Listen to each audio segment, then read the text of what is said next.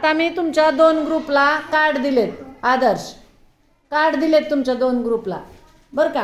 मग त्या 2 कार्डावर ते वाचून बघितलं का तुम्ही? मग काय आहे त्यात? हा, पोहे बनवण्याची पद्धत दिली.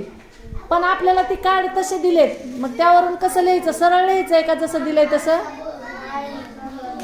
कोण सांगतंय? कळालंय कुणाला ही कार्ड काय आहेत? बरोबर आहे, पोहे बनवण्याची पद्धत दिली. हा, तू सांग रे. ए बाकीचे शांत बसा जरा.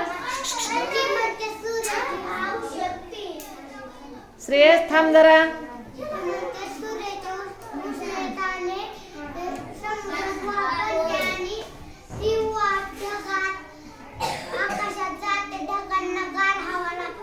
बरोबर आहे, ही वाक्य आहेत यात, बरोबर आहे तुमचं. परंतु ही वाक्य क्रमानं दिलेत का बघा बरं. पोहे बनवण्याची कृती आहे म्हणली ना लाडू तू.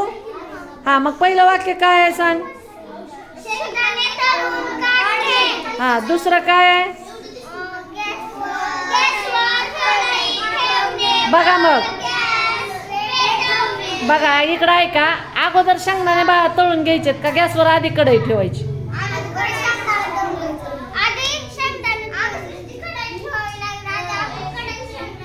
कढई ठेवल्याशिवाय शेंगदाणे कसे तळणार?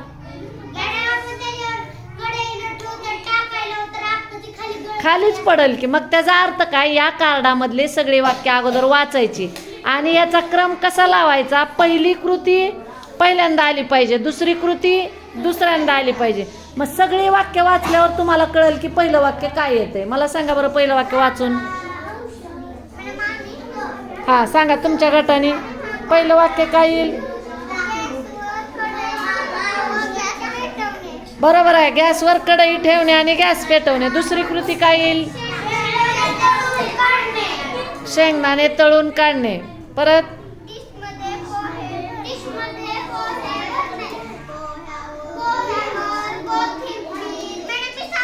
हा, बरोबर आहे, तेलात कांदा मिरची टाकून भाजणे. म्हणजे ही जी कार्ड आहेत तुम्हाला वेदांत पिओ, ही जी कार्ड दिलेत ती अशी आहेत, त्याच्यावर वाक्य आहेत ती तुम्हाला वाचता येते. पण कोणता क्रम कोणता असतो, कुणाचा पहिला क्रमांक आहे, पुन्हा दुसरा आहे, पुन्हा तिसरा आहे त्या वाक्याचा, ते तुम्ही शोधायचं आणि ते लिहायचं. ते तुम्ही लिहून दाखवा आणि मग नंतर आपण वाचून घेऊ.